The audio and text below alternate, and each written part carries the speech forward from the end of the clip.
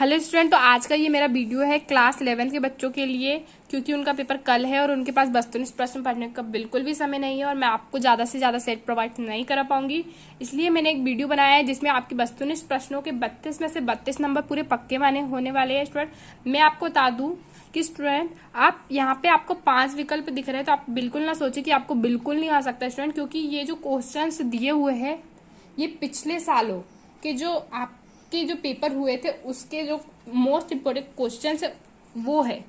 तो आपको इन क्वेश्चनों को अच्छे से याद कर लेना। स्टूडेंट, मैं आपको बता दूं सिर्फ इसी बार ऐसा हुआ है कि हमें 32 नंबर का ऑब्जेक्टिव देखने को मिल रहा है। पहले सिर्फ 20 नंबर का ऑब्जेक्टिव आते थे, तो इसमें मोस्ट इंपोर्टेंट आपको दिख रहा है। मैं स्टूडेंट आपको बता दूं कि कोरोना की वजह से आपकी पढ़ाई नहीं हुई है, तो स्टूडेंट हो सकता है कि आपको सिर्फ पिछले सालों के वस्तुनिष्ठ प्रश्नों को रिपीट कर दिया जाए, क्योंकि पता है कि हम बच्चे पढ़ नहीं पाएंगे, फेल हो जाएंगे। इसलिए स्टूडेंट आपको क्या करना है, पूरे के पूरे वीडियो को देखना है जिससे आपके 32 में से 32 नंबर पूरे पक्के हो जाए। इसलिए स्टूडेंट बिना स्किप किए पूरा वीडियो देखिएगा।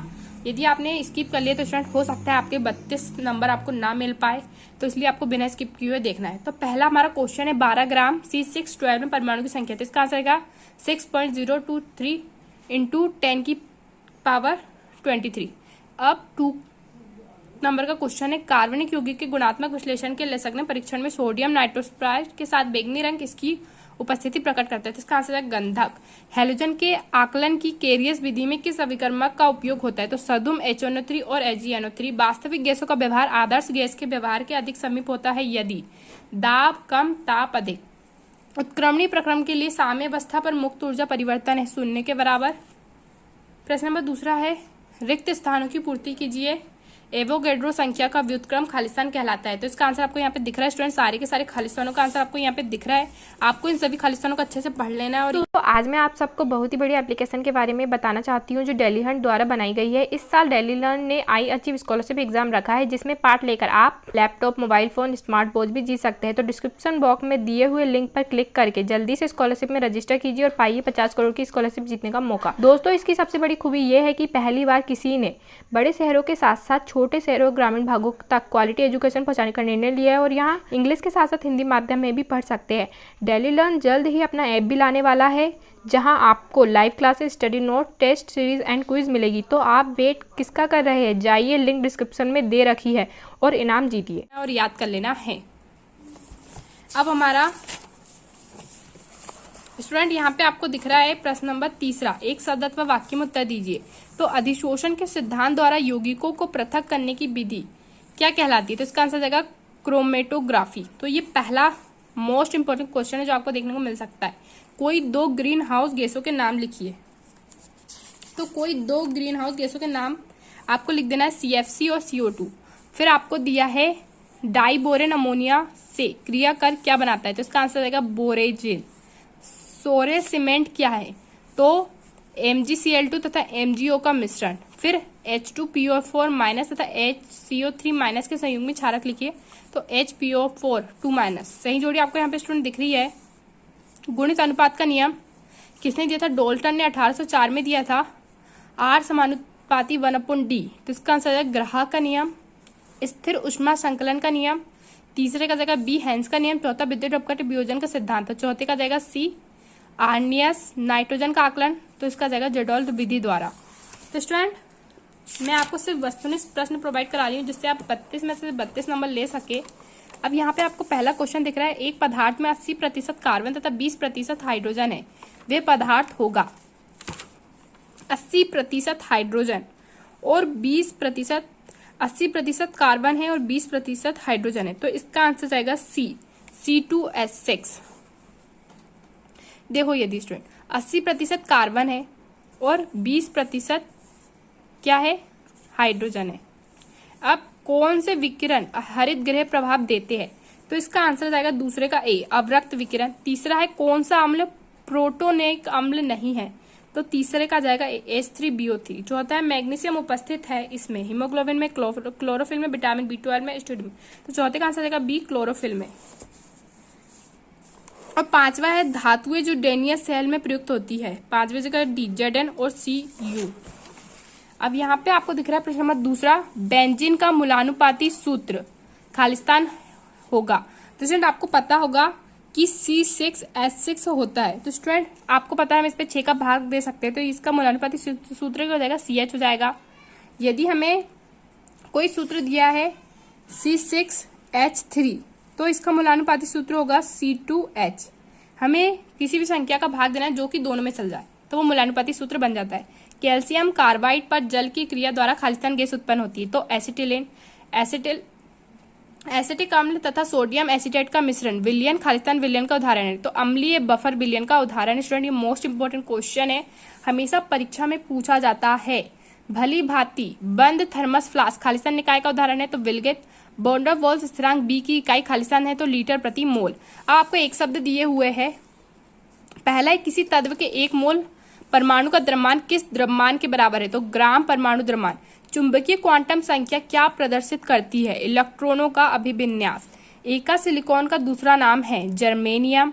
KMnO4 तथा KOH का मिश्रण कहलाता है बेयर अभिकर्मक। बॉन्डर वॉल समीकरण है, तो आपको यहाँ पे दिख रहा है बॉन्डर वॉल समीकरण।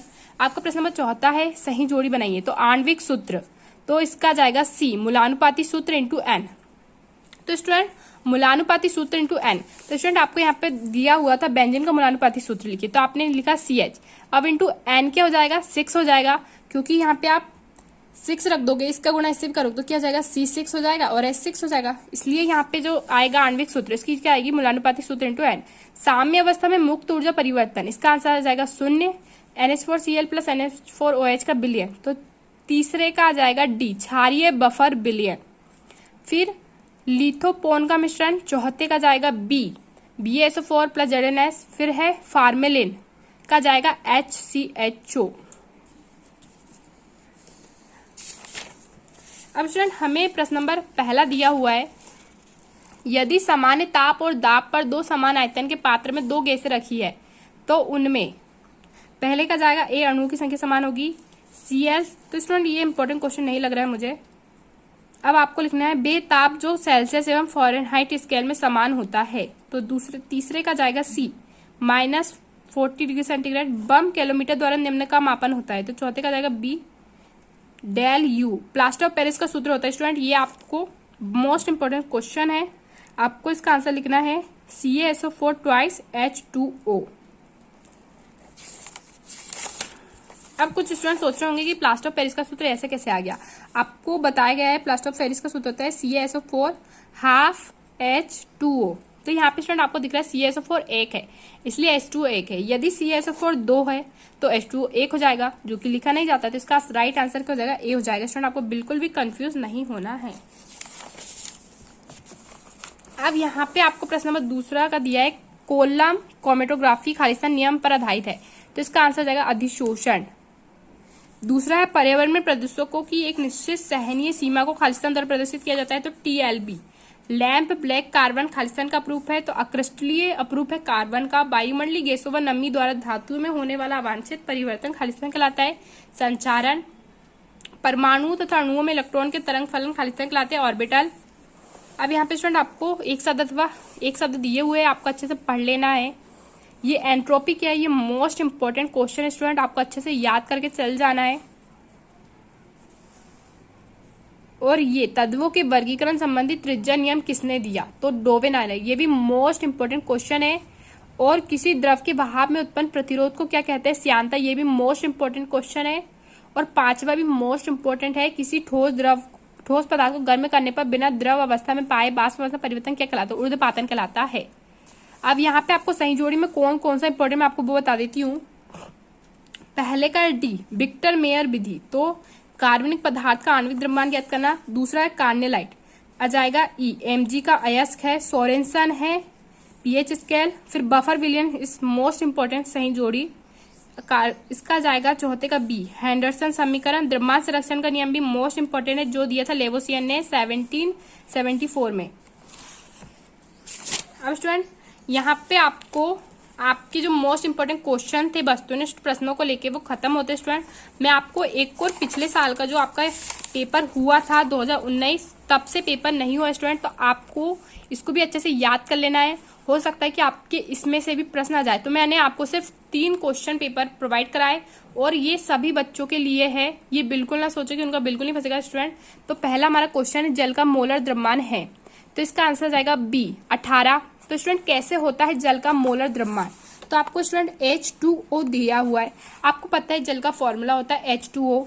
तो H2O मतलब 2, H की परमाणु क्रमांक 1 होती है, तो 1 और 1 2 हो जाएगा। और O का जो परमाणु क्रमांक होता है 8 होता है, यानी ऑक्सीजन का परमाणु, तो उसका द्रव्यमान होता है 16। तो 2 और 16 कितना हो जाएगा? 18। तो इसलिए इसका मोलर द्रव्यमान हो जाएगा 18। गैसों के घनत्व व विसरण की दर में संबंध स्थापित किया, तो दूसरे का जाएगा सी ग्राहम ने। गिब्स मुक्त ऊर्जा को प्रदर्शित करने वाला पद है, तो इसका जाएगा डेल जी। केपी व केसी में संबंध, ये मोस्ट इंपोर्टेंट स्टूडेंट में ये आपको पूछा जा सकता है, इसलिए अच्छे से याद कर लेना। इसका जाएगा केपी और केसी आरटी डेल एन। किसी पदार्थ का शुद्धिकरण ऊर्ध्वपातन विधि से किया जाता है, तो किस पदार्थ का किया जाता है स्टूडेंट? इसका जाएगा ए बेंजोइक अम्ल। किसी गैस के 1 ग्राम मोल में अणुओं की वास्तविक संख्या, तो स्टूडेंट 6.02 × 10⁻23। मोस्ट इंपोर्टेंट है, अच्छे से याद कर लीजिएगा। यदि आयतन व परमताप के बीच ग्राफ आरेखित किया जाए तो खालिस्तान प्राप्त होती है, तो इसका आंसर आपको दिख रहा है, सरल रेखा प्राप्त होती है। तत्वों के गुणों की क्रम से पुनरावृत्ति को तत्वों की खालिस्तान कहते हैं, तो इसका आंसर आपको दिख रहा है स्टूडेंट, आवर्तिता कहते हैं। सोडियम को खालिस्तान में रखा जाता है स्टूडेंट, ये मोस्ट इंपोर्टेंट क्वेश्चन है। मिट्टी के तेल में रखा जाता है क्योंकि ये वायु से क्रिया करके जल जाता है या फिर आग पैदा कर लेता है। मार्स गैस में मुख्यतः खालिस्तान गैस होती है, तो मार्स गैस में मेथेन होती है स्टूडेंट। ये मोस्ट इंपोर्टेंट क्वेश्चन है, ये 2 आपको अच्छे से याद कर लेना है। अब यहाँ पे प्रश्न नंबर 3 सही जोड़ी, तो डोल्टन विधि क्या है? डी आएगा इसका परमाणु सिद्धांत। लिविक विधि क्या है? एफ आएगा C/H का आकलन, pH स्केल, तो इसका आ जाएगा तीसरे का बी सोरेनसन। और CaCO3, तो CaCO3 क्या होता है? चूना पत्थर होता है स्टूडेंट, आपको पता ही होगा, आप कंफ्यूज ना हो, क्योंकि आपको आ सकता है चूना पत्थर का सूत्र लिखिए, तो आपको लिखना है CaCO3। यदि आपको आता है बुझे हुए चूना, यदि हम चूने में पानी मिला देते हैं तो चूना बुझ जाता है, और पानी मिला देते हैं तो क्या जाएगा? CaOH ट्वाइस, क्योंकि पानी मिल जाता है तब जाके बुझता है, तो इसमें OH तो आना ही है, तो CaOH ट्वाइस बुझे हुए चूने का फॉर्मूला। अब 5वां कैरियस विधि, तो 5वें का हैलोजन का आकलन। अब आपका है प्रश्न नंबर 14, एक शब्द अथवा वाक्य में उत्तर दीजिए। तो 4 मोल CH4 का भार लिखिए, तो यहाँ पे आपको दिख रहा है 64.13 ग्राम। यह प्रक्रम जिसमें दाब स्थिर रहता है, कौन सा प्रक्रम कहलाता है? समदाबीय प्रक्रम। सर्वोत्तम विद्युत चालक धातु कौन सी है? ये मोस्ट इंपोर्टेंट क्वेश्चन है, सिल्वर। C60 कार्बन क्रिस्टल का नाम क्या है? तो फुलेरिन है। विश्व पर्यावरण दिवस कब मनाया जाता है? ये मोस्ट इंपोर्टेंट क्वेश्चन है, 5 जून को। तो स्टूडेंट, यदि आपने मेरा वीडियो पूरा देखा है और आपको पसंद आया है तो लाइक, शेयर और सब्सक्राइब करना ना भूलें स्टूडेंट। और यदि आपको इन मोस्ट इंपोर्टेंट क्वेश्चन का PDF चाहिए तो टेलीग्राम चैनल को ज्वाइन कर लीजिएगा। मैं आपको टेलीग्राम चैनल में सारे PDF प्रोवाइड करा दूंगी। Thank you for watching.